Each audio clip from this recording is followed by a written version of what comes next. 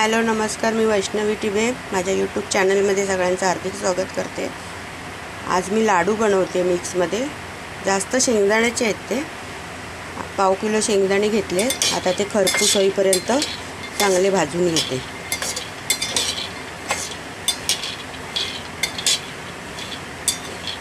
पावसाळा चालू झाला आहे आणि आपल्याला थकवा वगैरे येतो, आजारपण वगैरे येतो, तर असे पौष्टिक लाडू मी बनवते। शेंगदाणे चांगले खरपूस भाजून घेते मंद आचेवर। शेंगदाणे चांगले भाजून घेतलेत खरपूस, त्यात थोडंसं तूप टाकते मी। तुपामध्ये अर्धी वाटीपेक्षा थोडं कमी असं खोबरं टाकलं आहे आणि 1 वाटी मिक्स असं चणे आहेत, तीळ आहेत सफेद आणि 20-21 बदाम आहेत ते टाकते आणि हे पण चांगलं लालसर होईपर्यंत भाजून घेते। शेंगदाण्याला ऑलरेडी तूप असतंच, तर खोबरं चांगलं भाजण्यासाठी मी तूप टाकले। हे बघा, तिळाचा आवाज यायला लागला आणि एवढ्या प्रमाणात बास आहे 2-3 मिनिटासाठी। याच भांड्यात थोडंसं अर्धा चमचा तूप टाकून, अर्धापेक्षा जास्त 200 ग्रॅम खजूर आहे, तो चांगला मऊ होईपर्यंत भाजून घेते।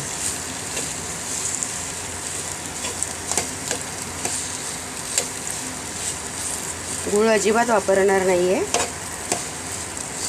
डायबिटीज वगैरेची पण लोक खाऊ शकतात आणि खजूरमध्ये भरपूर प्रमाणे प्रोटीनयुक्त, रक्त पण वाढतं खजूरने, थकवा नाहीसा होतो। शेंगदाणे, खजूर, खोबरं हे पदार्थ आरोग्यासाठी खूप चांगले आहेत। एवढे व्हिडिओ टाकते मी, पण कोणी कमेंट्स करत नाही तर मला खूप वाईट वाटतं। कमेंट्स करत जा चांगल्या वाईट, म्हणजे त्याच्यातून मला मार्गदर्शन मिळेल की कसे व्हिडिओ पाहिजेत। बाबा स्वामी समर्थांचे पण कितीतरी व्हिडिओ मी टाकते, पण साधी स्वामी समर्थ अशी कमेंट पण कोणत्या वाईट वाटतं, राग नाही आहेत, वाईट वाटतं की करत जा कमेंट्स। आपण पण शिकतो ना कसं करायचं, काय करायचं, समोरच्याला कोणते व्हिडिओ आवडतात काय ते कळतं त्याच्यातनं, त्यासाठी। आता हे मऊ होईपर्यंत चांगलं मऊ व्हायला लागलं आहे आणि मी मिक्स व्हिडिओ टाकते ना, पण व्हिडिओला कमेंट्स नसतात, कधीच बघतात पण कमेंट्स नसतात। नवीन चॅनल आहे, जरा समजून घ्या। आता हे चांगलं मऊ होईपर्यंत परतून घेते। शेंगदाणे, खोबरं, तीळ आणि चणे घेतलेले थोडेसे, ते सगळं मिक्स केलं आहे, बदाम सगळं एकत्र मिक्स केले। शेंगदाण्याची सालं अजिबात काढलेली नाही आहे, कारण सालांमध्ये खूप प्रोटीन असतं। आता हे मी मिक्सरला लावून घेते आणि त्याच्यातच थोडं खजूर टाकणार आणि जाडसर दळून घेते। हे असं रवाळ मिश्रण करून घेतले, थोडंसं जाडसर। आता ते सगळं एकजीव करून घेते मी आणि मग लाडू वळते। सगळं एकजीव करून घेतलेलं आहे, खजूर वगैरे सगळं भरडूनच घेतलेलं 2दा। तर मी लाडू वळते।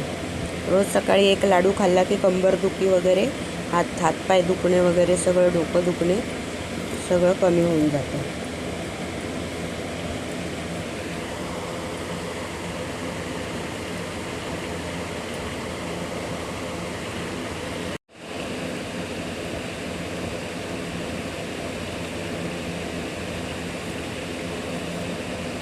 लाडू पण लगेच वळला जातो, खजूर चिकट आहे त्याच्यामुळे लाडू पण वळला जातो लगेच। शेंगदाण्याची सालं मी काढलेली नाही आहेत,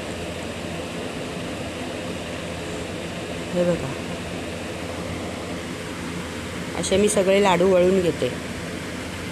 शरीराला पोषक द्रव्य मिळण्यासाठी असं चांगलं, ज्यात सगळं प्रोटीन्स वगैरे अशा गोष्टी खाव्यात। पालेभाज्या, मोड आलेली कडधान्य उकडून शिजवून खावीत, मीठ लिंबू वगैरे पिळून। त्याच प्रकारचे हे लाडू आहेत. आजकाल 90% लोकांना गोळ्या चालू आहेत, त्यात मी पण आहे. मला डायबिटीस आहे, कोलेस्ट्रॉल आहे, BP आहे. त्यामुळे मला खूप थकवा येतो, घाम येतो. सगळ्यांवरची औषधं चालू आहेत.